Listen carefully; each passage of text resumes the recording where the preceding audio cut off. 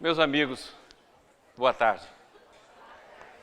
Quero também saudar a todos aqueles que estão nos seguindo pela TV IBS, aos amigos que estão nos assistindo ao vivo e aqueles que vão compartilhar do nosso congresso, depois de gravado e editado, que vai ser a próxima tarefa da TV.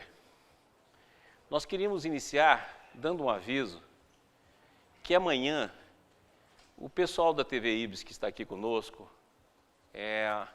vai ter de viajar amanhã cedo, porque não conseguiu mudar o horário de voo. Então não vai ser possível transmitir ao vivo o debate que nós teremos a partir das 8h30.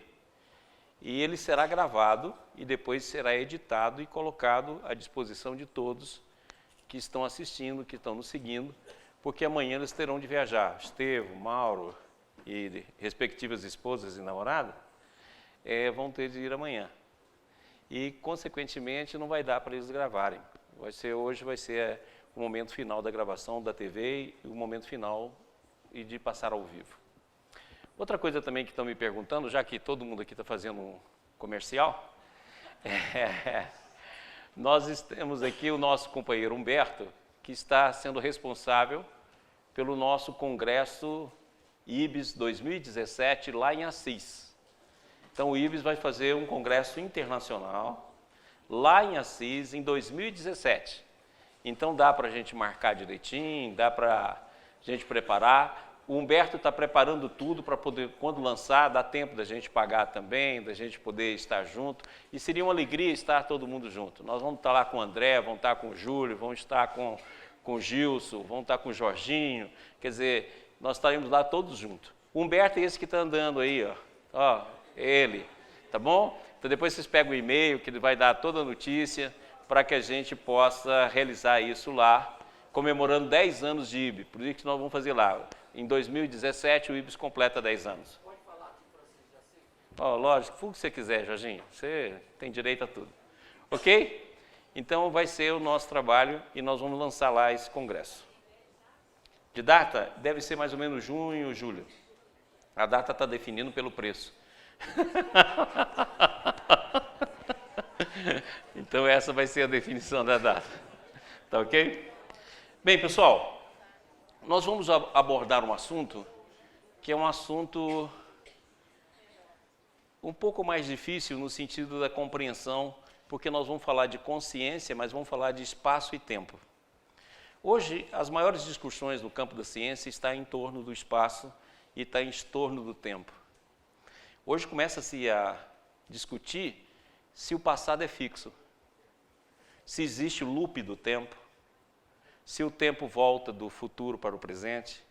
Uma série de discussões muito interessantes e que mexe com todos os conceitos que a gente tem certeza dessa passagem do tempo e desse processo do tempo onde nós estamos. Existe uma discussão enorme sobre a entropia, existe uma discussão enorme sobre a flecha do tempo. O Hilário Prigogine discutiu isso muito. E o Baldi já discute esses assuntos na obra dele inteira. E nesses últimos anos eu tenho dedicado a estudar o tempo dentro do campo da consciência. Eu acredito que nós estamos só iniciando a primeira palestra sobre o assunto, porque depois nós queremos falar também sobre livre-arbítrio e determinismo, sobre uma visão adequada do tempo. Então nós estamos iniciando aqui a primeira exposição, assim como o Julinho fez, é a primeira exposição de um tema que nos próximos anos talvez seja o tema que nós vamos nos dedicar com maior afinco, com maior carinho. Então, por ser um assunto um pouco mais complexo no sentido assim de abordagem, não em relação às palestras anteriores, porque todas foram espetaculares, mas no sentido de nos fazer entender e nós vamos precisar um pouco mais de atenção. Como vocês já estão cansados, e você já viu, né? Sempre os chamados, poucos escolhidos, os bons horários, eles dão para o Jorginho, mas para mim nunca dá. Eu e o Julinho que pegamos a carga, o Julinho depois do almoço, né? Agora os escolhidos, Gilson, sempre os dois primeiros, né? Mas eu gostaria também de me defender aqui, porque durante a palestra do Ariston, ele falou mal dos gordinhos. Olha, se mexeu com o Jorge, mexeu comigo, é evidente. Porque não existe falar do Jorge e não falar mal de mim. Aí o cara fala que é desossar, né? Fala que é desencarnar e desengordurar. Aí eu pensei o seguinte, um cara que tem uma língua desse tamanho, se morre, vai deslinguar.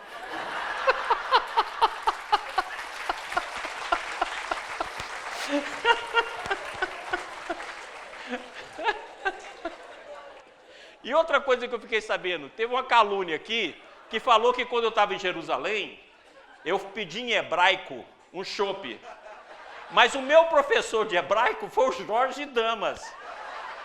E ele não contou a segunda parte, que na hora que eu pedi o chope, eu pedi 3, que o Adalto estava conosco também. E ele só bebeu água só para matar a sede para começar o chope. Não foi dito isso aqui, tá bom? Então vamos lá.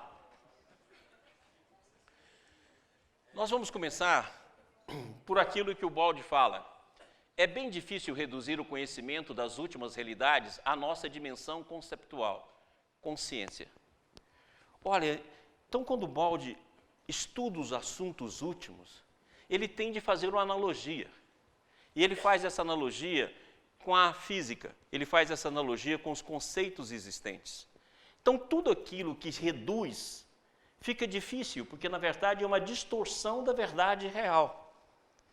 E, consequentemente, trazer esses conceitos até o nível da consciência é dificílimo.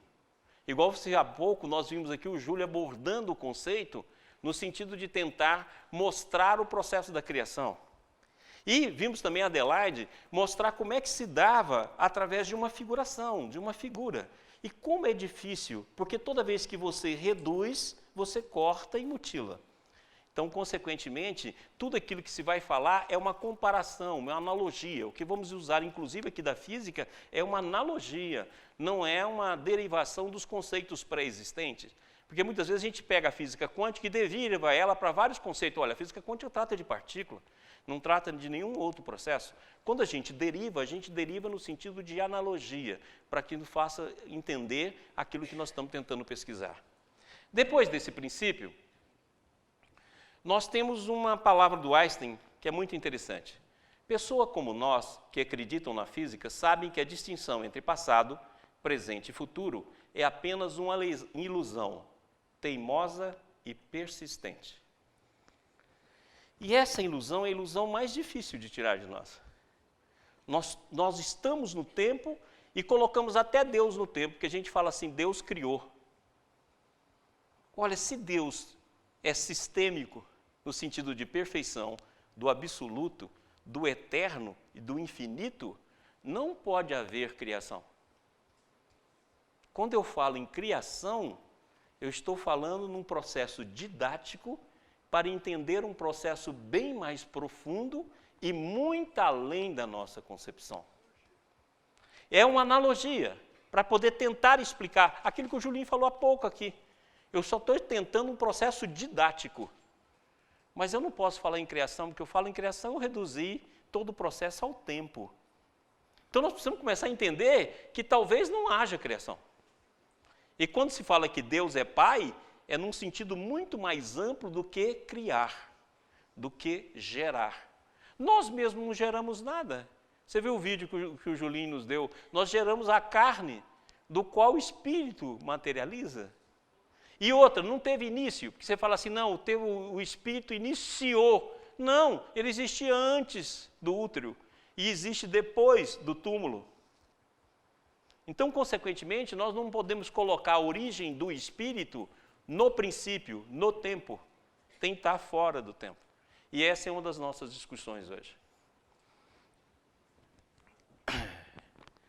O ignoto pode ser sempre explorado, assumindo como segura a hipótese de trabalho indicado pelo princípio de analogia, porque o universo é unitário, regido por esquemas únicos, reconduzíveis a um tipo central único, que se repete em todas as alturas, evolutivas e em todas as formas e combinações possíveis.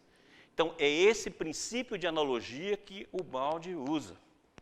Muitas vezes existem questionamentos daquilo que o Baldi fala aqui ou ali sobre o princípio científico desse ou daquele processo, mas ele está usando uma analogia. Ele não está falando em igualdade nem identidade. Ele está falando de um processo de analogia. Então, consequentemente, nós vamos abordar, não só hoje, mas nas outras experiências, seja pela TV IB, seja através de outro meio, nós vamos abordar questões referentes a esse processo, em que teremos de usar outras analogias para que torne compreensível ao nível da nossa consciência. Então, nós temos um cartaz belíssimo, né? O cartaz do nosso congresso é belíssimo. A consciência, o voo para o espírito. E a pergunta então que a gente faz, primeiro, o que é o espírito? Então a gente tem uma definição que a gente sempre fala, né? O espírito é a inteligência suprema do universo, né? Mas a inteligência é atributo, o próprio livro do Espírito fala, a inteligência é atributo do espírito. Então não podemos usar como o processo do todo. Então vamos ver o que é o espírito baseado na obra de Ubaldi. Aquela passagem que o Julinho citou aqui, que é o seguinte, né? No princípio era o verbo, e o verbo estava com Deus, e o verbo era Deus.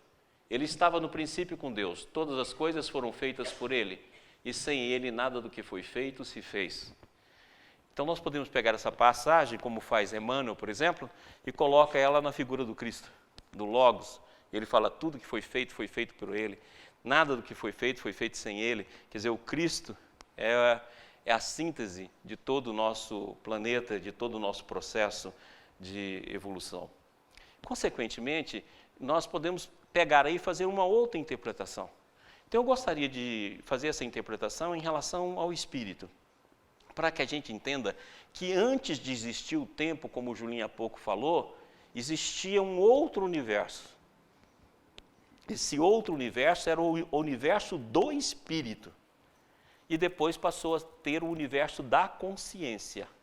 A consciência nada mais é do que uma contração do campo do espírito.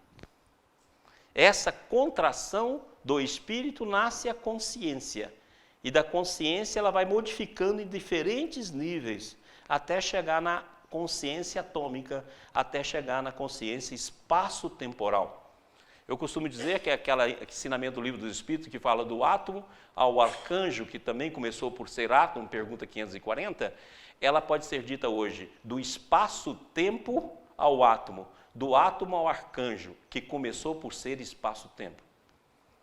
Por quê? Porque hoje nós sabemos que o átomo é gerado pelos processos que existem dentro do espaço. O vórtice quântico é onde se gera as subpartículas, é onde se gera as partículas que vai constituir o átomo, é onde se gera as partículas virtuais e aquelas partículas reais que vai constituir o nosso mundo. Então o espaço-tempo é a gênese daquilo que nós chamamos de matéria.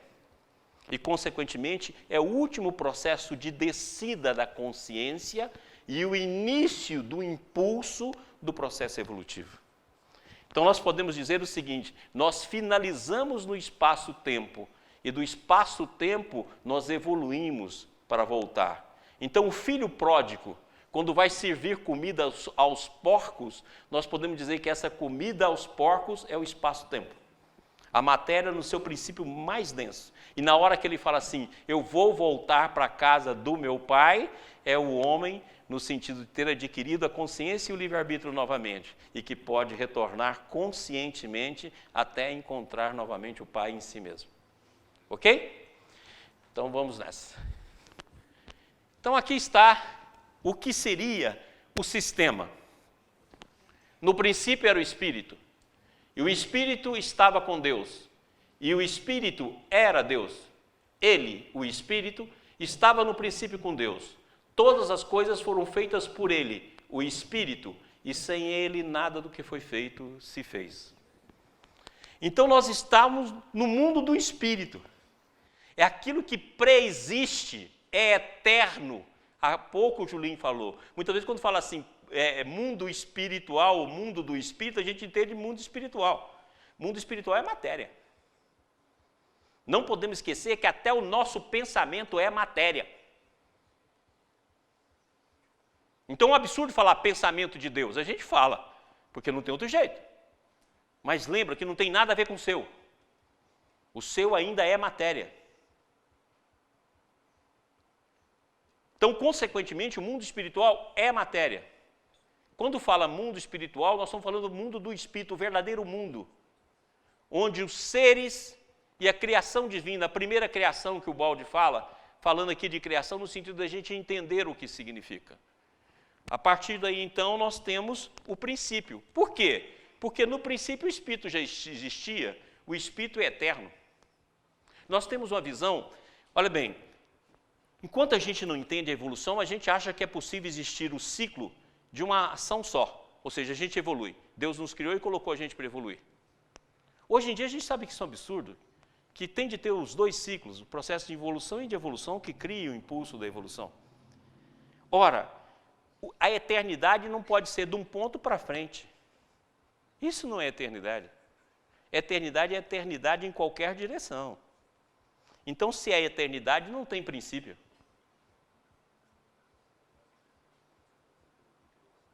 Se não tem princípio, nós devemos entender que princípio é um processo da queda e de contração da consciência.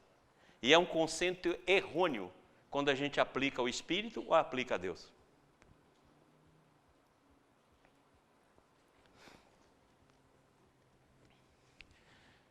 Eu repito isso aqui, eu acho que 200 vezes por mês.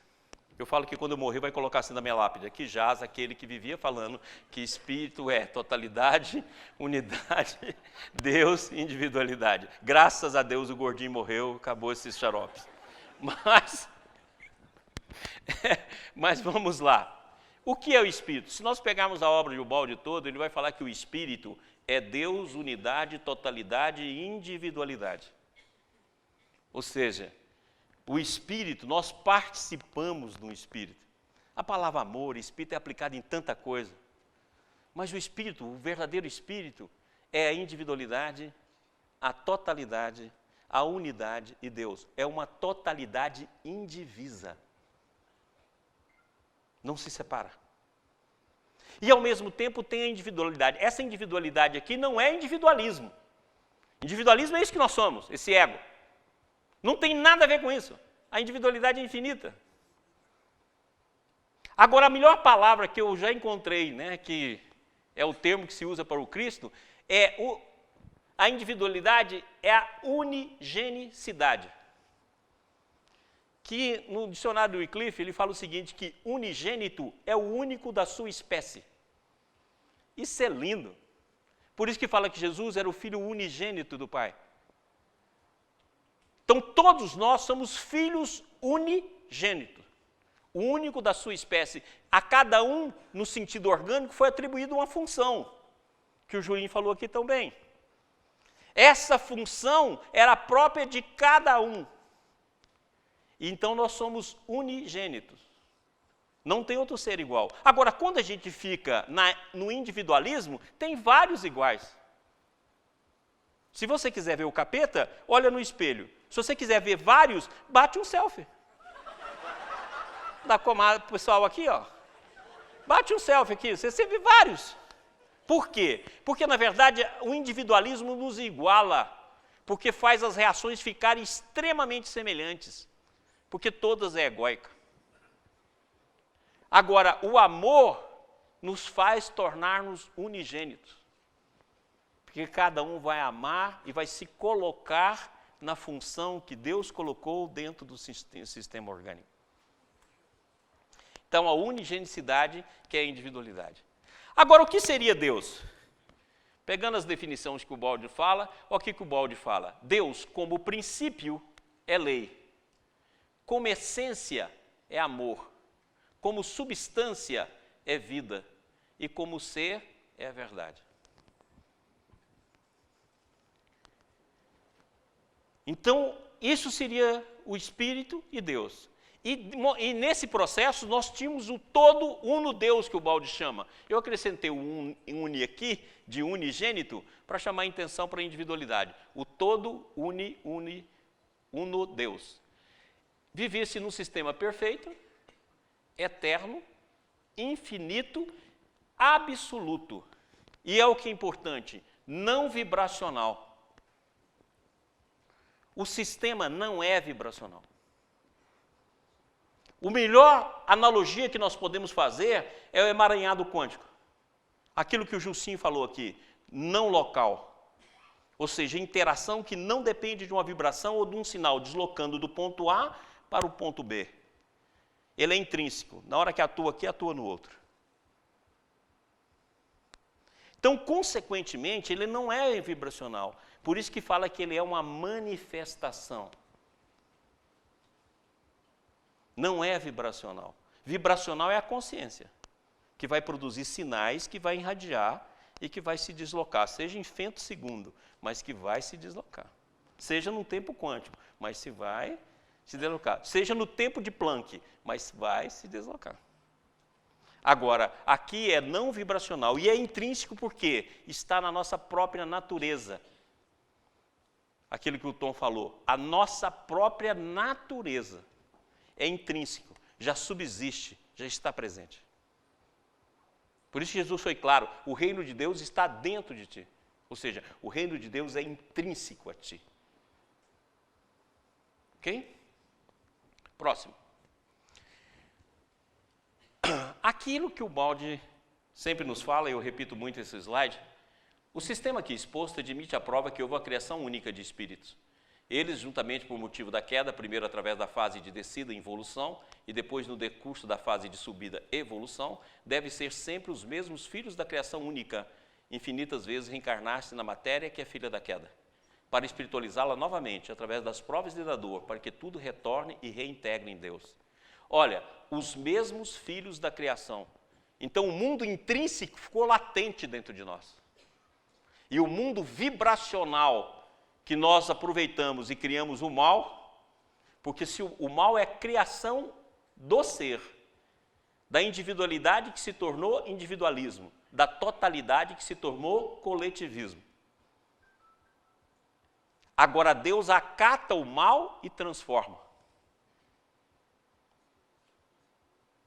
Ele acata, o amor divino acata o mal e faz do mal uma ferramenta de transformação do ser. E o primeiro convite que Deus nos faz é o amor. O segundo é a dor. E esse a gente só ouve depois de muita dor. É como diz o Julinho e o Ciro Rubino fala tão bem, um esquecimento imenso foi o que aconteceu com a nossa alma.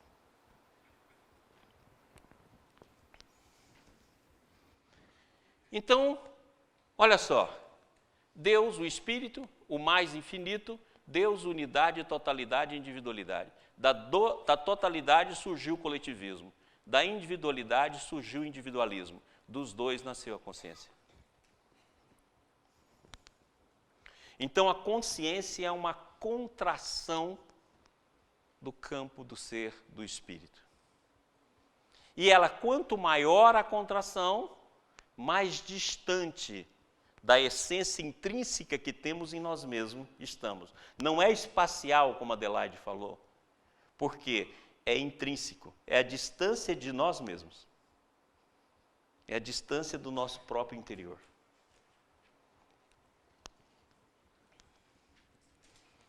Aí nós podemos dizer assim, como é que pode existir uma individualidade na totalidade? Como é que pode existir uma individualidade num todo indiviso? Quem melhor soluciona isso, além de Ubaldi, é David Bohm. David Bohm faz uma citação que eu acho extraordinária. Ele fala assim, pega um oceano infinito, que está aqui. Esse oceano infinito é a totalidade. E esse oceano é regido pela lei de amor, a unidade. E dentro desse oceano você cria vórtices.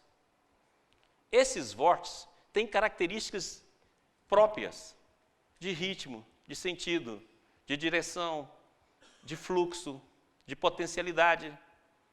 Esses vórtices, dentro da própria unidade e totalidade, representam a individualidade. Então a individualidade seria um vórtice dentro de um campo infinito ou mar infinito da totalidade. O que é um vórtice? As donas de casa aí, quando a gente abre a torneira e que roda na pia água antes de sair, aquilo forma um vórtice. Esse vórtice é exatamente o que ocorreria. Nós teríamos um oceano onde o vórtice de cada um aqui é único, ou seja, unigênito. E o que aconteceu conosco? Nós fizemos o nosso vórtice girar contrário ao amor divino. E na hora que a gente girou ao contrário, a gente criou uma bolha de espaço-tempo. E estamos presos nela.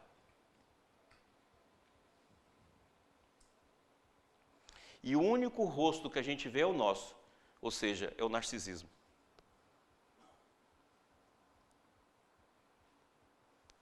O do outro, só se for para usar a nosso favor. Né? Então, o que seria o mundo da consciência? Seria o nosso universo, que nós poderíamos resumir da seguinte forma. O mundo, o antissistema, seria o mundo da consciência. Nele nós temos a informação, que hoje em dia sabe-se que o universo se constitui de informação. Nós teríamos a matéria, teríamos a energia e teríamos o multi ou meta-universo. Alguns cientistas hoje, como o Brian, ele calcula que nós teríamos em torno de 10 elevado a 500 o número de multi-universos podendo existir sem um ser igual ao outro. Ora, esse sistema que o Baldi deu o nome de antissistema, que nasceu da contração, ele é imperfeito, a caminho da perfeição, que é o vir a ser nosso. Ele é incomensurável, porque ele deixou de ser infinito. O Baldi usa até menos infinito, mas no sentido de incomensurável. Certo? Ele é tempo e ele é relativo. E a principal característica dele é ter campos e ser vibracional. Hoje nós estudamos a mediunidade e o pensamento como vibração. Amanhã, quando nós estudarmos como potencialidade intrínseca, os nossos conceitos de mediunidade vão mudar. Porque nós vamos ver que nós não fazemos viagem astral, nós já estamos lá. Nós é que não temos percepção. Então, se nós entendermos isso, e o Jussim falou isso aqui, todo o universo está incluso na consciência. Então, não tem lá nem aqui. A própria consciência é a evolução do espaço, do tempo, da matéria, da energia e do universo. Não tem lado externo. Ah, não entendi, Maurício. Se lasque. Te invente aí, meu irmão. Vai estudar, se virar, sofrer.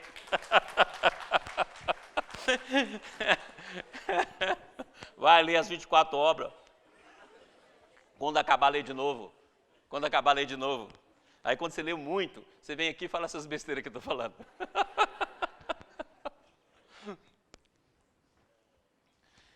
Então aqui, nós fizemos uma figura na tentativa de entender o processo. O sistema é toda essa área, e nós desenhamos com pontos pontilhados para mostrar que ele é infinito, que ele não tem limite. Então, consideramos aqui o pontilhado como um infinito, para não dar a ideia de esfera fechada, mas de uma esfera permanentemente aberta e de uma esfera infinita. Agora, dentro dessa esfera infinita, nós temos um antissistema. É uma bolha de espaço-tempo, você vê que ela está fechada. Nesse antissistema, o centro é o eu. No sistema, o centro é Deus. Não é centro espacial, como o Baldi fala, mas centro do processo de complexidade do ser. E é um centro para doar. Não é o centro igual o eu do antissistema, que é o centro para exigir. É aquilo que o Baldi fala tão bem, eles rezam porque não pode dar ordem. Porque até para Deus a gente dá ordem. Deus ajuda meu filho, ele está no hospital tal, no quarto tal, com a doença tal. Por favor, Senhor, tire ele de lá e cure-o. Ó, não esquece. Você não fala assim, não, senhor, do lado da cama dele também tem um senhor, cura ele. Não, você nem lembra do senhor. Meu filho, senhor. Vai lá, meu filho. Mas, ó, tem um companheiro dele dentro de quarto. Não, esquece. Cuida do meu filho. Os outros que peçam para ele. Então, é assim que nós somos. E, consequentemente, nós vamos ter duas variáveis. A variável do sistema, ele é perfeito, eterno, infinito, absoluto e, consequentemente, intrínseco. E o antissistema, que é imperfeito, o tempo incomensurável, relativo e vibracional. Ou seja, isso aqui nada mais é do que uma quebra de simetria do sistema. Hoje já tem várias teorias, né? Tem até a teoria da supersimétrica. Eu acho maravilhosa essa teoria. Porque aconteceu conosco com uma quebra de simetria. Aí você fala assim, mas aconteceu por quê? E aí nós vamos mostrar um pouquinho sobre isso. A Adelaide falou assim, será que foi por curiosidade? Né? Eu acredito que foi por amor. Certo? E nós vamos mostrar isso aqui. Aí eu caí por amor. Foi. Porque você preferiu o amor a si mesmo, seu desgramado. E a partir daí você, do egocentrismo, do amor a si mesmo, você criou o egoísmo. E o egoísmo é o pai de todos os vícios. Então você caiu por amor. Então você tem um amor de identidade com amor a Deus. Sede perfeito como o vosso Pai Celestial é perfeito. É o amor de identidade. Eu e o Pai somos um. Não é o amor de igualdade, olha a diferença. É de identidade, ou seja, identidade do mesmo campo de amor. Nós temos o amor de semelhança, que é o amor da totalidade. E tem um amor a nós mesmos. Quando nós respiramos todo o poder divino em nós, nós demos preferência a nós mesmos. E criamos um universo. E a partir dele nós estamos navegando nesse universo. E o inferno desse universo chama-se Terra. Você conseguiu chegar no pior ponto de todo o universo. Planeta Terra. Mundo de expiação e prova. Porque quem está no mundo primitivo nem sacou ainda. Não tem consciência de percepção. Está lá naquelas voltinhas que o Gilson mostrou lá. Está lá no gama, está lá no beta. Está começando a desenvolver. Então o pior lugar do mundo é aqui. E olha só que bacana. E o Cristo, sabendo disso, enfeitou a natureza de todas as formas, para que em todas as formas tivesse recordações do sistema. Não é bacana? A gente olha assim, hoje é sistema ecológico, sistema familiar, sistema social. Tudo que a gente olha tem um esquema do sistema sendo exposto. Por isso que a gente fala que Deus está na natureza. Porque é para tentar recordar. Você olha para uma árvore, você vê o sistema. Tanto é verdade que a árvore é o símbolo que está lá na Bíblia. A árvore do bem e do mal, que é da queda. Você olha para a natureza, você olha para o rio, tudo, cada vez que a gente estuda, mais a gente chega no processo sistêmico. Recordando. Meu filho, olha de onde você veio. Meu filho, olha, você vira, olha. E você só vê seu rosto. E a gente, por mais que tenta acordar, a gente não acorda.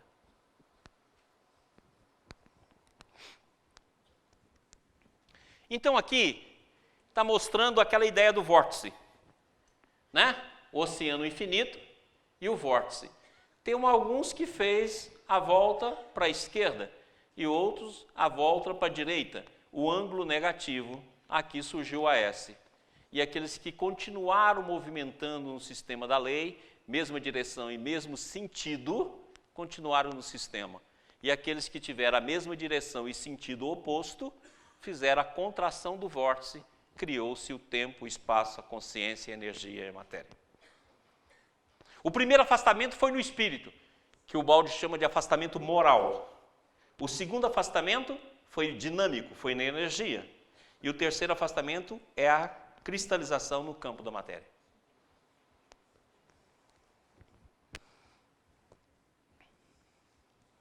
Olha o que o Baldi fala. Esse novo estado cinético irregular inseriu-se no estado originário regular e retilíneo particular de cada elemento, introduzindo-se aí precisamente como seu desvio lateral. Disso nasceu o que chamamos vibração. Não é que o Baldi fala várias vezes que o sistema é imóvel. Não é imóvel de não movimento, mas imóvel porque o movimento retilíneo em Deus. E como ele é intrínseco, não tem movimento do ponto A para o ponto B. Mas ele tem um movimento permanente, vamos dizer assim, da respiração do ser. E dentro desse processo, o ser fez um movimento lateral. Nasceu a consciência, nasceu a vibração. Então, o que é a consciência? Um campo vibracional, um campo irradiante.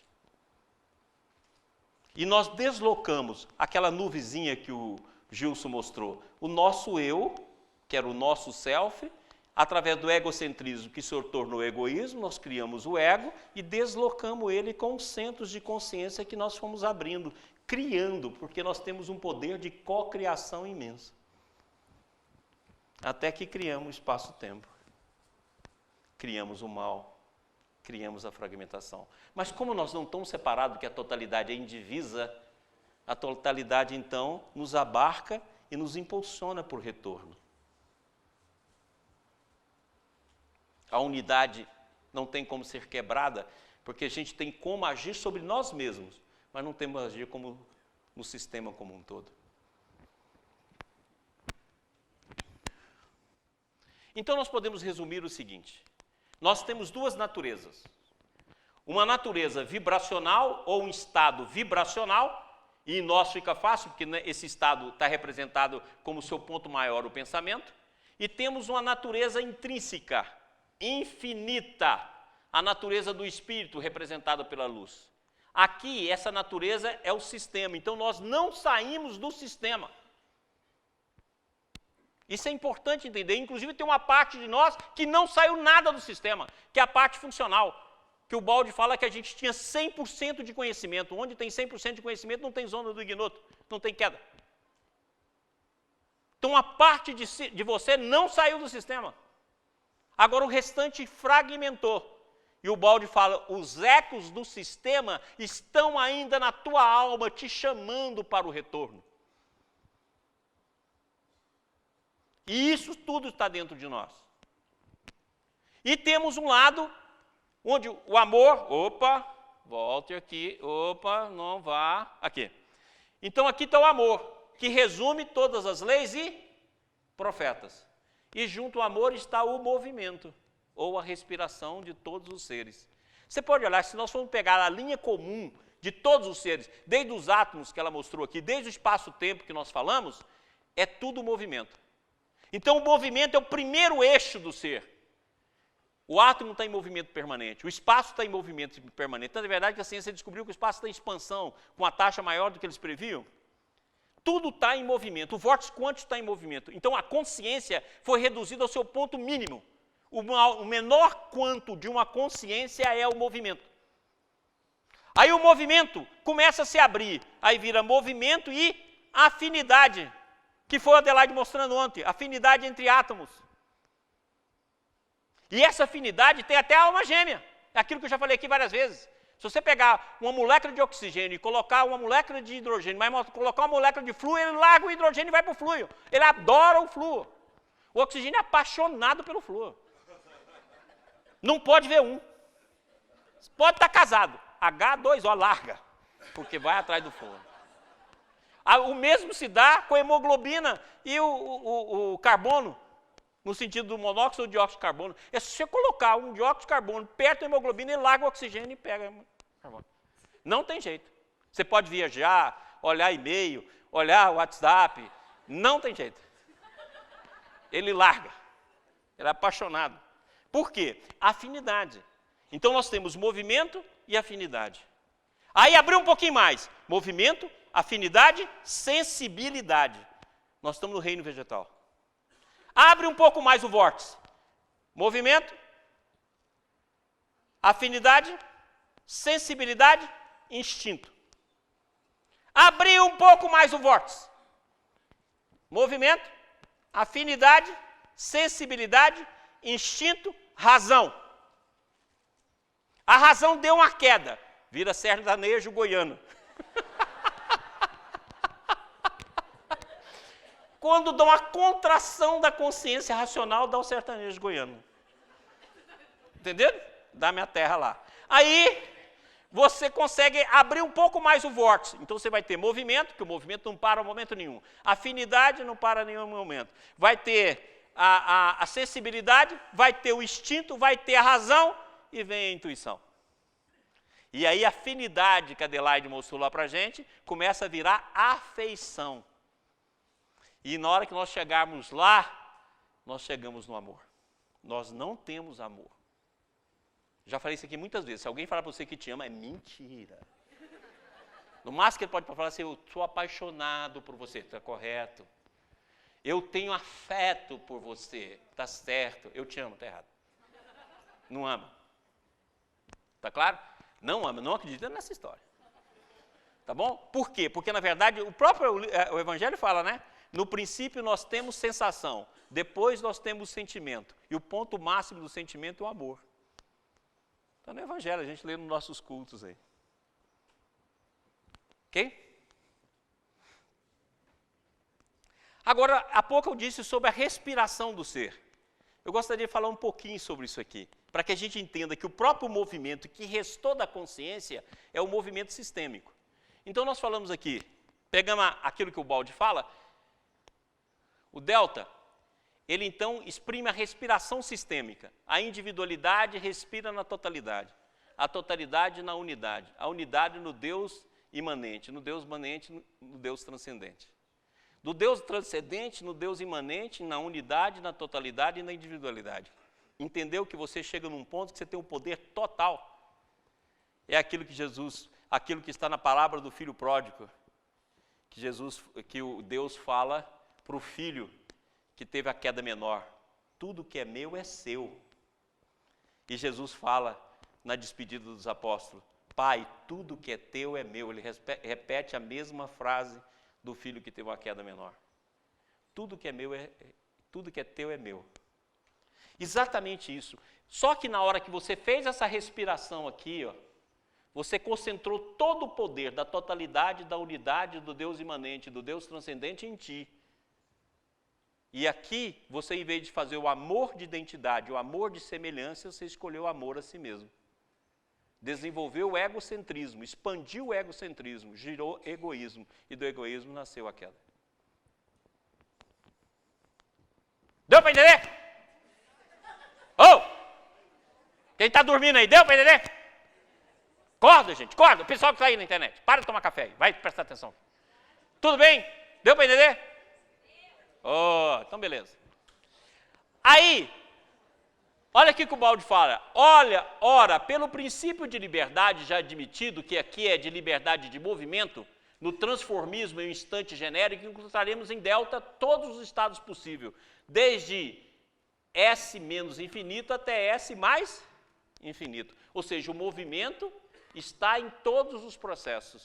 É o que une. Então a gente fala assim, se não houvesse uma continuidade entre antissistema e sistema, como é que a gente voltaria? E o Baldi faz esse estudo mostrando o movimento. E o processo curvo, que vai fazendo o movimento, e o ser vai abrindo essa trajetória até voltar para o movimento retilíneo, como ele diz. E, ao mesmo tempo, retornar ao sistema pelo processo do movimento. Por isso que é vir a ser. Esse movimento se transformou no movimento do universo, representado pela letra ômega, ou seja, alfa que transforma em beta, que transforma em gama, que transforma em beta, que transforma em alfa. E olha aqui que o Baldi diz, é a harmonia da ordem cinética que reside em nossa respiração e a respiração do universo. Ou seja, o universo respira da mesma forma que a gente respira. E ele resume que esse movimento todo, S menos infinito e S mais infinito, pode ser dito assim, ó, delta é igual à somatória de todos os ômegas, ou seja, de todos os universos, incluindo aí o universo sistêmico. Ok? É por isso que o movimento é eterno. Ele sempre está presente.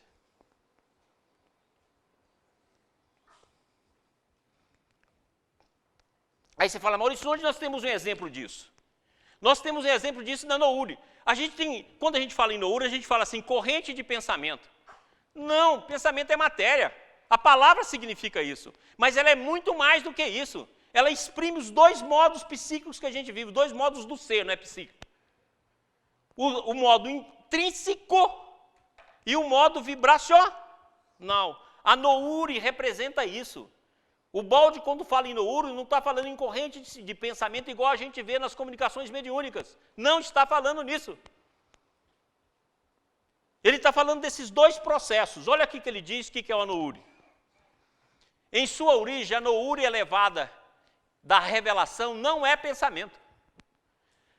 Em sua origem, a Nouri elevada da revelação não é pensamento. É o estado intrínseco.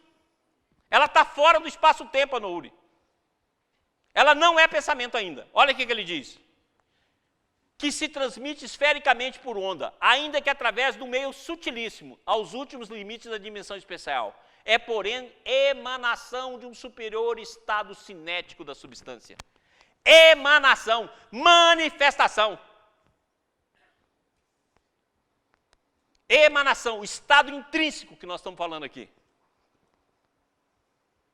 Não é algo sutil, não é pensamento ainda. Mas tem a conexão da vibração com esse mundo intrínseco. Tanto é verdade que em nós está duas naturezas. E olha o que ele diz. Que, transportado ao nosso concebível, constitui uma realidade inimaginável, porque é estendido uma gama de estados cinéticos, quais a psique humana normal não sabe entrar em ressonância. Ou seja, esse processo vai criando vários estados cinéticos, que é o movimento vibracional e os vários tipos de vibração com a sua frequência.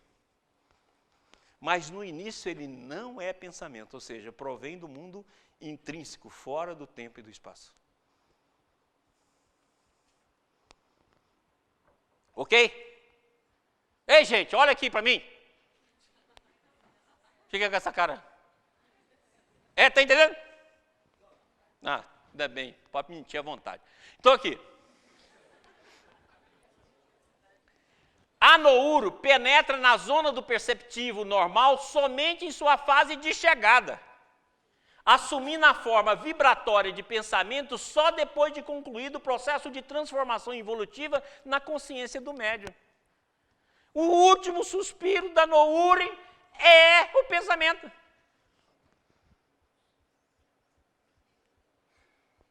Então eu poderia dizer, a Nouri é uma manifestação de um estado cinético superior da substância, que na sua fase de redução transforma em vibração e é captada pelo médium. Não peça para repetir que eu não vou dar conta.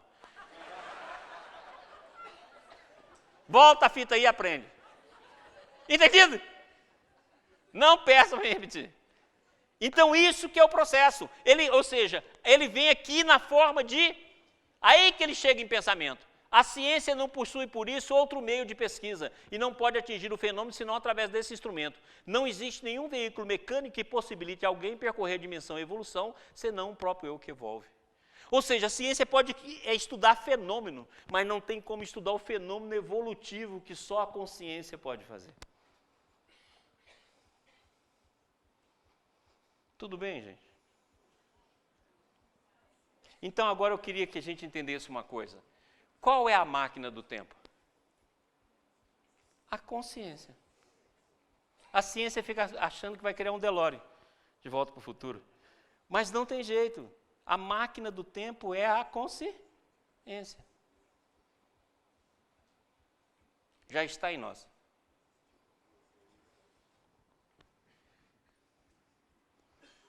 Não deixe ninguém cobrar de você viagens conscienciais, que você pode fazer sem pagar nada, tá bom?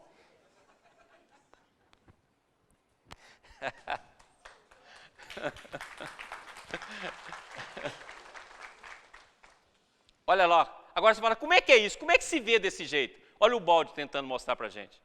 Ele faz um esforço gigantesco. Eu acho que o balde, quando receber essa coisa, fala assim, não, Deus, eu tenho de explicar mesmo. Tenho, balde. Mas eu tenho de explicar para esse povo todo? Não tenho, balde, não tem jeito, senão eles não vão entender nada. Não, meu Deus do céu, como é que eu vou explicar isso? Devia ser um diálogo assim. Não é possível, como é que eu vou explicar essa coisa? Aí, olha o que ele fala. Sem olhos, eu vejo o firmamento interior do universo, onde tudo fala sem haver palavras. A substância vai e vem, da ideia à expressão e da expressão à ideia. Movimento imenso, que mais uma vibração tão imóvel está, que é mais uma vibração tão imóvel está. Cada vida é uma pulsação dessa vibração. Ou seja, um movimento imenso. Respiro o seu ritmo na minha própria vida. Nessa profundidade de consciência, a vida é una. Olha que espetáculo. É assim que se vê.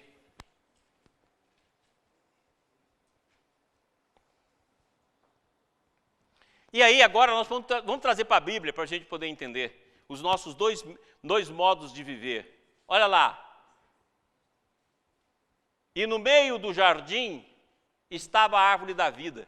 Eu acho bacana isso demais. No meio, porque a árvore da vida é infinita. O meio significa o centro de cada ser. Tudo tem um centro. Não é centro espacial. É centro de interação do ser, o eu. O eu sou. E aqui está a árvore da vida. E do outro lado está a árvore do bem e do mal, que é vibracional. Nós então fizemos o quê? Vivíamos aqui, no movimento intrínseco, na árvore da vida. E passamos para cá, por isso que fala que nós morremos. Por isso que fala que Jesus veio para aqueles que estavam perdidos, que estavam mortos. Porque nós deixamos de ter a vida em abundância. Por isso que João fala, Jesus veio e deu ao homem vida, vida em abundância. É aquilo que há pouco eu estava falando na rádio, que eu falei assim, há uma frase de Ubaldi, fala assim, o homem é cercado por abundâncias infinitas em todos os sentidos e vive na necessidade. Somos nós.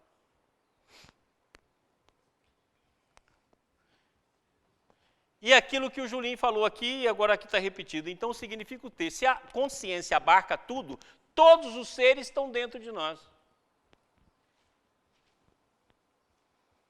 Mesmo que eu não goste de você, você é intrínseca dentro de mim. Já pensou? Não tem jeito de você ter raiva do outro, porque o outro está dentro de ti. É um holograma. O todo na parte, a parte no todo. Não tem como você tirar ninguém de dentro de ti. A sua sogra está dentro de você. Não, o ex não faleceu, o ex está dentro de você. Não, Jorginho. Eu e Jorginho não podemos estar no mesmo lugar ao mesmo tempo, mas eu estou uma parte, metade nele, ele está metade em mim. Tá bom? Então vamos lá. Então é intrínseco. Eu gosto dessa foto aqui, que ela mostra isso. O Cristo, né? E todos os seres dentro do Cristo. Aquilo que nós vamos ver em Coríntios.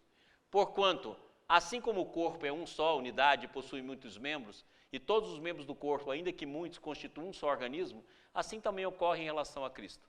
Ora, vós sois o corpo de Cristo e seus membros em particular. Ou seja, o sistema é interconectividade inseparável, estado intrínseco, totalidade indivisa. A melhor comparação é o estado do emaranhado quântico. Para que todos sejam um, como tu, ó Pai, o és em mim, e eu em ti, que também eles sejam um em nós. A unidade e todos os seres dentro de todos os seres.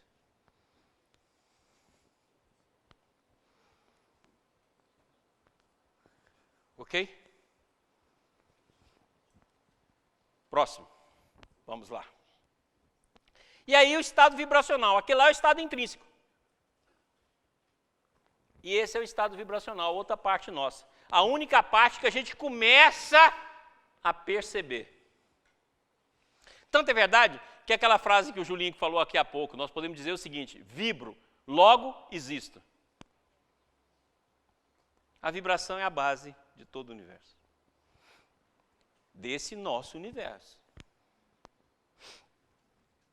O universo não é matéria como ele julga que seja, mas um pensamento que tudo rege, que tudo depende. O pensamento do homem não é senão um momento infinitesimal desse todo pensante. Não resta este outra coisa senão enquadrar-se nesse pensamento, muito maior do que ele, harmonizar-se com ele e realizá-lo. É o que nos compete do estado intrínseco. Realizar o estado vibracional é realizar o processo intrínseco que está dentro de nós. Próximo. Então, quando passamos do organismo físico regido por um princípio dinâmico ao organismo de estrutura exclusivamente dinâmica, em que o corpo já não é constituído de matéria, mas só de energia, a individuação específica pessoal, aquela que distingue, não pode ser mais dada pelo corpo e por suas características físicas. Então, o que individua é o tipo de vibração. Ou seja, aos poucos que você vai evoluindo, primeiro a gente reconhece pela forma. Ah, o Maurício, ah, o Jorge, ah, o Julinho, ah, o Gilson, pela forma. Quando a gente morre, o cara tem de vestir aquela forma, porque ele não é reconhecido. Não é reconhecido. Então, se ele, Ferdinando, por exemplo, que está muito perto, se ele morre, quando ele voltar em mim, se ele não vier com a roupa de Ferdinando, eu não vou lembrar dele. Fala, quem? Eu estou vendo um espírito. Aí ele fala, sou eu, Ferdinando. Ah, Ferdinando. Eu lembro do Ferdinando. Ou seja, pela forma. Agora, aos poucos, nós vamos ver que não é a forma que define, é a vibração.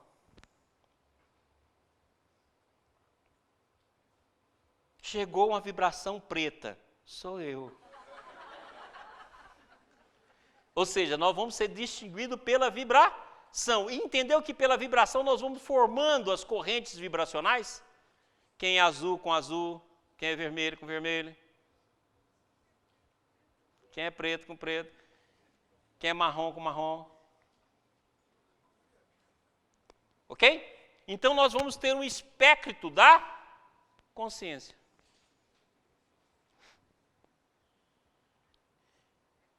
É dessa forma que o empoderado emerge do mistério e, visto com os olhos do espírito, assume a mesma solidez que a realidade concreta apresenta aos olhos comuns. Assim, a vida, percebida com outros meios, revela-se diversa e o significado e o aspecto das coisas mudam completamente. Então, o nosso mundo, que se apresenta a nós como realidade em face do espírito, torna-se ilusão, enquanto o mundo do espírito, que nos parece sonho, aparece como realidade.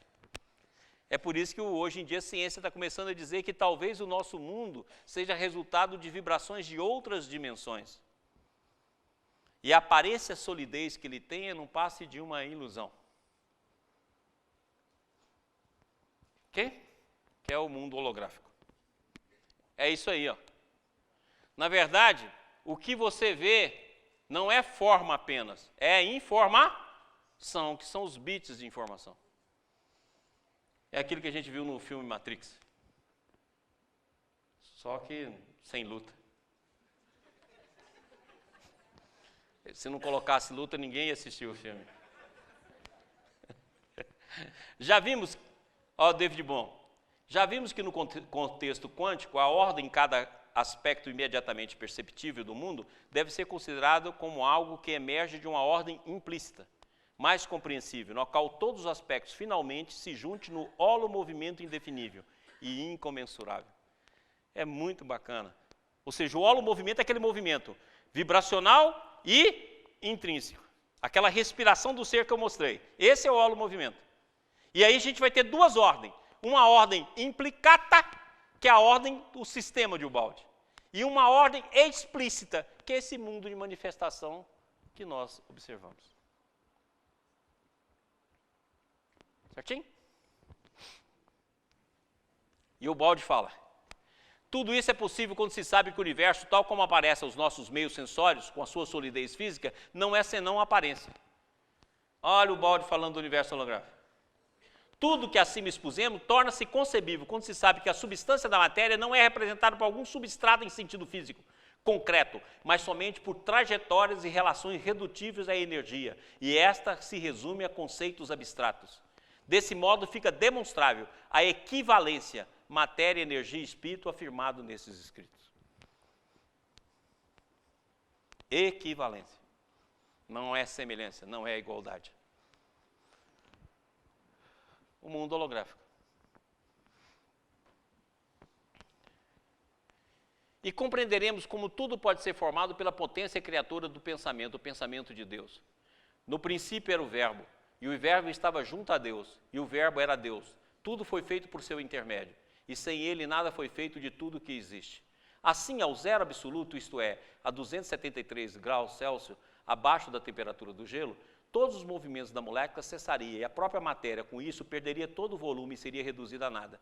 Desse nada, somente o estado cinético seu a teria tirado, um dinamismo que tem pontes de comunicação com o mundo do espírito.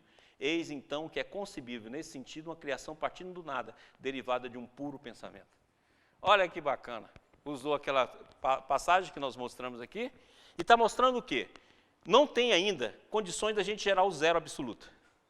Mas no zero absoluto acontecem duas coisas com a matéria. Ela se torna supercondutora, por isso que tem os supercondutores, e ela torna superfluida. Tem alguns que postulam que aquela superfluidez seja o éter, que é o éter que o Ubaldi defende também na grande síntese. É um estado de superfluidez, não é matéria propriamente dita.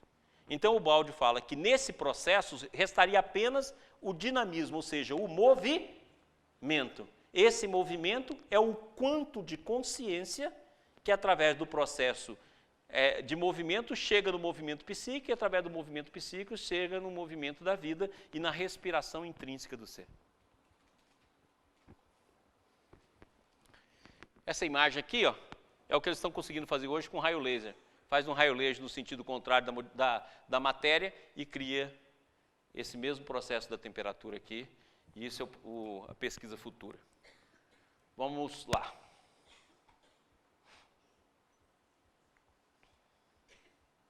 Como surgiu a consciência? Agora fica fácil. Aí fica fácil. Não vai nem para falar do tempo. Vou chegar lá. O Balde Congresso 2018. Tá bom?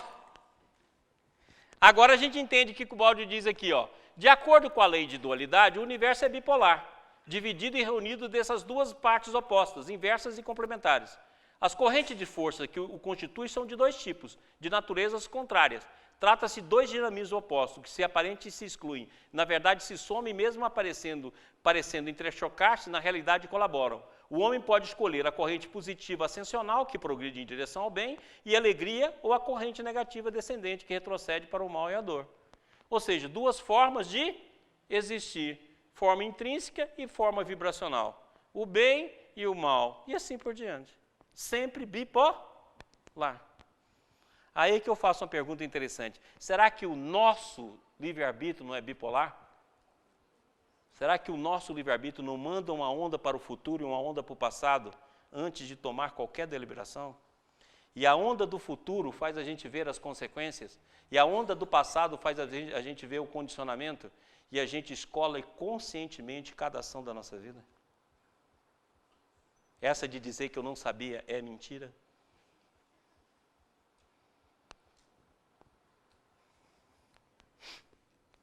Lembra do princípio da analogia? Se o universo é bipolar, a natureza nossa é bipolar e o livre-arbítrio é bipolar.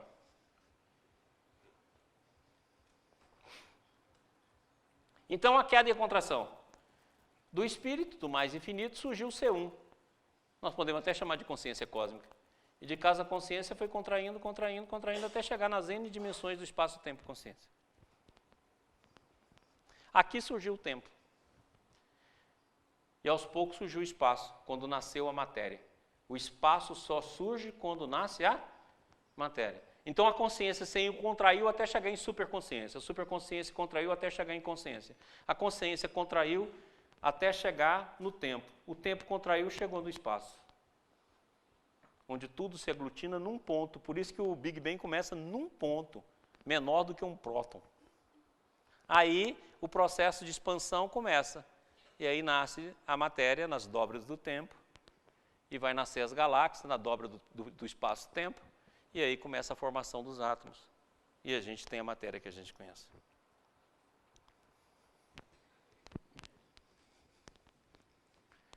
O Balde compara o processo da queda à quebra de um vidro. Então ele fala o seguinte, aqui está o sistema, ó, toda essa parte aqui é o sistema, o que está incluso dentro dele, porque nós não saímos do sistema. Uma parte permaneceu íntegra, são os espíritos que permaneceram no sistema, e uma parte fragmentou. Uns fragmentos maiores e outros fragmentos menores. O menorzinho aqui, a matéria mais bruta é nós. E esse processo aconteceu dentro de nós também. Da mesma forma que aconteceu com o coletivo, aconteceu com a individualidade. Você se fragmentou interiormente. Uma parte tua não caiu, que é a parte que você realiza essa função no sistema. Ela tem 100% de conhecimento. Mas as outras partes suas, ó, contraiu. Por isso que Jesus fala, quando tiver 2 ou mais reunidos em meu nome, aí estarei. Não é você e mais um, não. É você com você. Na hora que você juntar 2 pedacinhos de vidro, surge o clarão da consciência e a presença do Cristo em ti. Por isso que o IBS chama Instituto Brasileiro de Reverência e Integração do Ser. Aí eu pergunto para o Maurício, o que é integração do ser? Juntar os cacos de vidro que está dentro de nós. É isso aí. Então, aqui está uma figura da queda, ó. Os vários fragmentos que formou. Aqui está o C1, ó. Aqui está a consciência hominal. E aqui está o CN. Os vários fragmentos que está representado aqui, ó. E é aquilo que Jesus fala, porque onde estiverem 2 ou 3 reunidos em meu nome, aí eu estou, eu no meio deles. Porque na hora que eu junto 2, eu começo a refletir a presença da consciência no seu sentido mais amplo. Agora, como é que foi essa quebra? Lembra aqui do Gilson hoje? O Gilson falou o seguinte, o caminho da evolução já está traçado. Mas como? Já está dentro de nós, não é um caminho alheio, não é um caminho no sentido de não possível, não conhecido. Já está dentro de nós. Então eu gostaria de falar um pouquinho aqui, que nosso tempo está terminando, falar um pouquinho aqui sobre essa quebra de simetria. Para a gente entender por que aquelas consciências que o Gilson mostrou aqui, X6, X5, está dentro de nós. Por quê? Porque na hora que houve a quebra de simetria, na hora que houve a fragmentação, aconteceu assim, ó, C1 quebrou em C2 potencial e C3 que continua a contração. O C3 caiu em C4 potencial e continuou com C5 em contração. O C5 quebrou em C6 potencial, que quebrou em C7 em contração. Até que chegou C10 potencial, C10 em contração e aconteceu até CN. Ou seja, em todo o processo foi ficando uma parte íntegra e a outra parte foi contraindo. Então, de maneira que essa parte que ficou em potencial ficou latente. E a parte que contraiu deslocou com o eu até o ponto mais extremo do espaço-tempo. Então, na hora que você pega a parte que contraiu e começa a desenvolver e abrir, você vai fazendo o quê? C10, descobre o C10 em potencial, que vai para C7, que descobre C6 potencial, que vai para C5, que descobre C4. Aquilo que o Gilson mostrou, aquilo que se torna consciente, subconsciente na cada jornada de subida. Ou seja, foi exatamente na quebra de simetria da consciência que foi ficando as partes em nós que têm um segmento de todo o processo evolutivo. Entendido? Deu para entender mesmo, gente? Então a gente entende por que tem aquele gráfico da sese mística. E se a gente entender que houve uma quebra de simetria, nós quebramos os níveis de consciência que foram sendo quebradas, mas parte ficou como potencial e parte continuou a contração. E por isso que em todos nós está o potencial de retorno. Deu para entender? Dentro de nós tem tudo, está o santo, está o anjo, está o arcanjo. A diferença é que você não conversa com ele.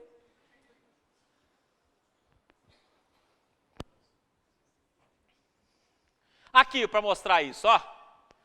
Coloquei aqui na espiral, achei uma imagem que nos ajuda. Aqui está o S lá em cima, aqui está o AS, ó. Potencial, contração, contração, potencial, contração, dentro de uma espiral. Então, sempre vai estar no nosso íntimo um estado em potencial, que é o estado de chamamento, de espera, de realização, e um estado de contração, do qual você parte nele para poder expandir. É como se tivesse o molde. Ou, em outras palavras, um mundo real e um mundo virtual. O mundo virtual é em potencial. Ele está latente, por isso que o Baldi fala consciência latente, lá na grande síntese. E o mundo da consciência desse mundo nosso. Agora, tudo isso está dentro de nós. Essa imagem aqui é a tentativa de mostrar que todos os estados C1 e todos os CN estão dentro de nós, em processo de subidas e descidas. Entendeu por que a gente é bipolar? Aquilo que eu já falei, o paciente fala, doutor, eu sou bipolar. Eu falei, eu também. Não é só você, não. Também sou. Porque todos, é o tempo todo, todos esses conteúdos estão na sua alma. E para melhor representar, aqui ó, fluxo e refluxo, o tempo todo. Porque a alma está em movimento permanente.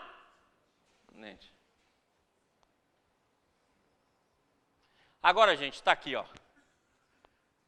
Agora dá para a gente entender tudo. O espírito, a consciência sistêmica, consciência angélica, consciência arcangélica, angélica, a supramente, a mente, a consciência vital e a consciência física. Então, dentro de nós tem um espectro de tudo. Alguns já são realidade e outros estão em estado potencial. Aqui, ó, isso aqui é uma realidade, nós já estamos aqui no homem, e dentro de nós, em estado virtual, está o super-homem, o anjo e o arcanjo. Ok? E nós somos formados de feixes. Por isso que o Baldi fala, a personalidade é um feixe. E ele fala, conceba a consciência como unidade radiante. Por isso que a consciência é radiante. Essa é a definição da consciência. Ok? E isso aqui, ó, são os andares. Eu posso resumir nas duas visões de Baldi. Os estados superiores de consciência a gente chama de consciência latente, que é aquela consciência potencial. E a consciência externa, que é essa consciência onde a gente vive, formada de consciência física, vital e mental.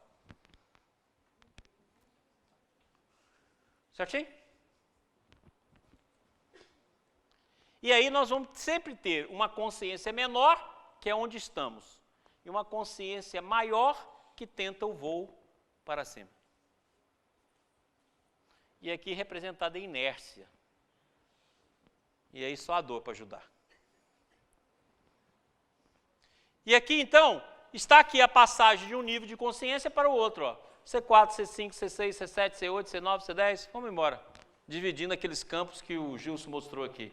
É natural que transferindo o eu a um plano de consciência mais avançado, em evolução, tudo aquilo, naquele nível, se manifesta em forma de vibração psíquica, porquanto nas fases superiores todo o universo se torna espírito, e tudo abarca, porque se adormeço na consciência normal, na outra desperto, e esta é muito mais elevada e potente.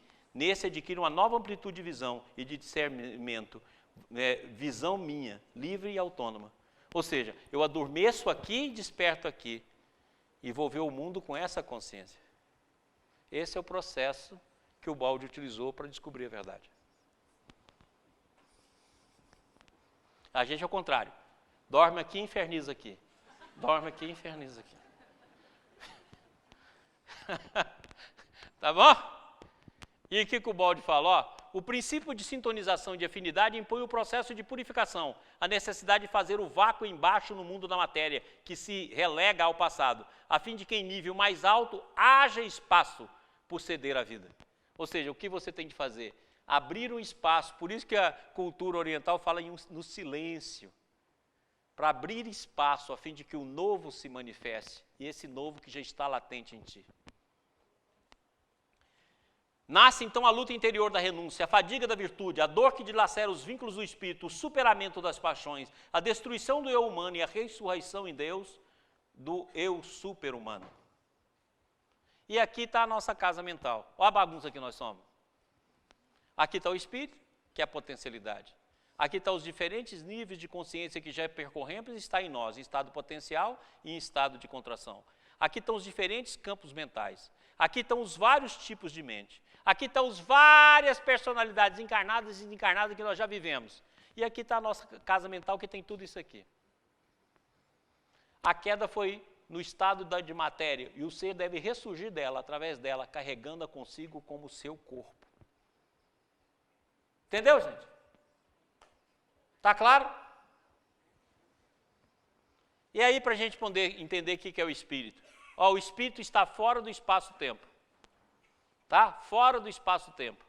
E a partir das emanações do espírito, da sua transformação nos dois estados, intrínseco e extrínseco, ele está presente em todas as formas que se encontram na Terra. O espírito infinito se enclausulou no limite do finito. Certinho? Essa é apenas a introdução ao estudo do tempo. Aí, no próximo encontro que nós tivermos, eu vou partir desse slide, tá bom? Para que a gente estude toda a parte do tempo e do espaço. Pessoal, agora, finalizando o nosso trabalho, primeiro eu queria agradecer a todos, principalmente a todos aqueles que têm nos dado carinho, de boa vontade, por tudo aquilo que a TV IBS tem representado para nós. Quero agradecer muito, nós todos da equipe IBS, agradecemos muito o carinho espontâneo, nós somos merecedores disso, que o nosso esforço é muito pequeno. Mas eu gostaria de chamar aqui uma pessoa que é uma pessoa muito importante para o coração de todos nós, porque ela é filha de um dos maiores amigos de Ubaldi e uma figura, o pai dela é uma figura extraordinária. Eu tive a felicidade de conviver com ele nos momentos finais da vida dele e ela está lançando um livro e com as cartas de Ubaldi dirigida a ele. Ele chamava-se Manel Emídio e a filha dela chama Adriana, eu chamaria a Adriana aqui, por favor.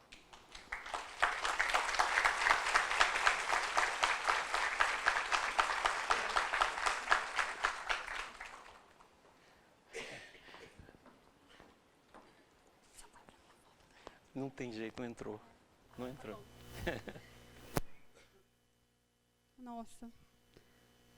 Tá funcionando? Estou muito nervosa, muito feliz, muito emocionada. Queria agradecer demais aos organizadores do congresso e ao Dr. Maurício Crispim por me dar esses momentos aqui, que para mim é de uma importância muito grande. Isso é para sair na TV, pode falar. Ah, tá. Desculpa. Então tá. E, bom, é emocionante. Eu sou filha do Manuel Emídio da Silva. Acho que alguns dos amigos aqui talvez tenham conhecido meu pai. Meu pai, ele trabalhou como colaborador na obra do Pietro Baldi de 55 a 72. E meu pai, quando ele morreu, ele deixou um livro, uns escritos assim na velha máquina de datilografar, né? E assim que ele morreu, essas caixas ficaram lá em casa. Eu fui morar fora do país, morei muito tempo fora. E vocês não adivinham onde que eu morei? Eu morei na Úmbria. Acredita? Eu morei ali. Muito tempo. Obrigada pela ajuda. Eu morei, gente, por coincidência ali, na região de Gúbio, Assis e Folinho. Muito tempo estudei, fui tradutora de italiano. E sem saber direito, né, a importância que tinha esse pedaço do mundo para o meu pai. E aí voltei. Aí fui mexer nas coisas do meu pai e encontrei esse livrinho, já estava quase apagando as letras, porque na máquina de datilografia, e ele já estava velhinho quando ele escreveu. E aí comecei a ler. E eu falei, gente, como é que a gente não publicou isso antes, né? E o mais bonito, né, ele deixou bilhetes para mim, Adriana, desse jeito. Eu era uma menina quando ele morreu. E ele falou, olha, publica e tal. E juntamos os esforços, né, minha família, e o livro saiu, está aqui. Esse livro ele vai ser disponibilizado para todos vocês, gratuitamente na internet, está à disposição do Instituto Pietro Baldi, de todos os grupos que estudam a vida do Baldi. São 200 cartas que o Baldi escreveu para o meu pai, e um documento histórico maravilhoso. Fala de vários momentos assim da vida dele, de como foram escritos esses livros que estão ali, né, dos bastidores mesmo. Lindo. Então, assim, eu ainda não sei o tanto que esse material pode ser válido, interessante para vocês que estudam o Baldi, mas para a vida do meu pai era tudo. Obrigada.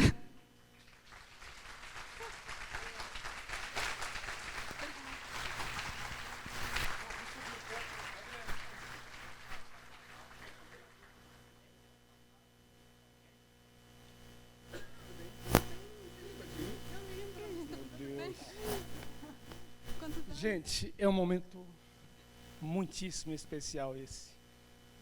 Para mim, profundamente emocional. Nosso querido e amado Manuel Emídio estava hospitalizado em Brasília, no hospital na Asa Sul. Nós o visitamos coisa de 3, 4 dias antes dele desencarnar. Conversando com ele no leito do hospital, e a gente ali sentado, conversando, ele olhou para mim e disse, Ariston, eu vi o Baldi esta noite. Ponto. Nós já havíamos criado o Monte Alverne, cujo patrono é Francisco de Assis. E ele conhecia. Então ele nos disse, eu vi o Baldi esta noite. E sabe o que ele me disse? Que eu pedisse imediatamente alta deste hospital e voltasse para o Monte Alverne. Ele estava residindo lá. E o Baldi concluiu dizendo, é lá que está a sua libertação. Dr. Manuel obedeceu o pedido, ou melhor, a orientação de Pietro Baldi, voltou para o nosso monte, poucos dias depois, desencarnou. Foi um momento muito especial. Estávamos com você, ele, outros familiares, exatamente no momento em que ele havia partido para o outro lado da vida. Aproveito, Adriane, esse momento para, em nome de todos, Adriane, desculpe, aproveito, Adriane, em nome de todos que estamos aqui, emitir ao nosso muitíssimo amado Manuel Emídio, grande amigo e companheiro de Pietro Baldi, uma vibração de muito amor, de muita paz, muita gratidão e muita luz. Uma salva de palmas para o nosso querido Manuel Emídio.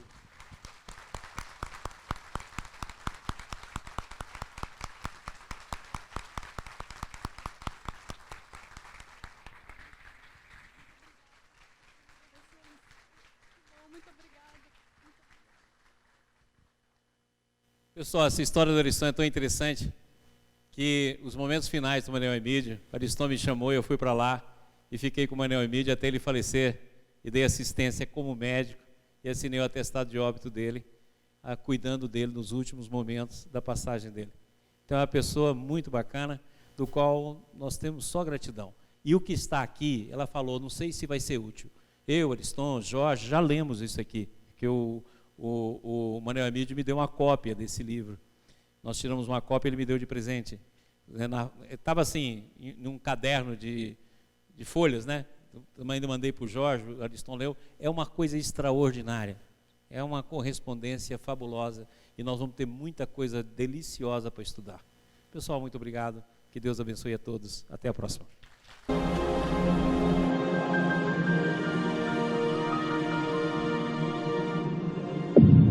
IBS, Instituto Brasileiro de Benemerência e Integração do Ser. www.ibis.org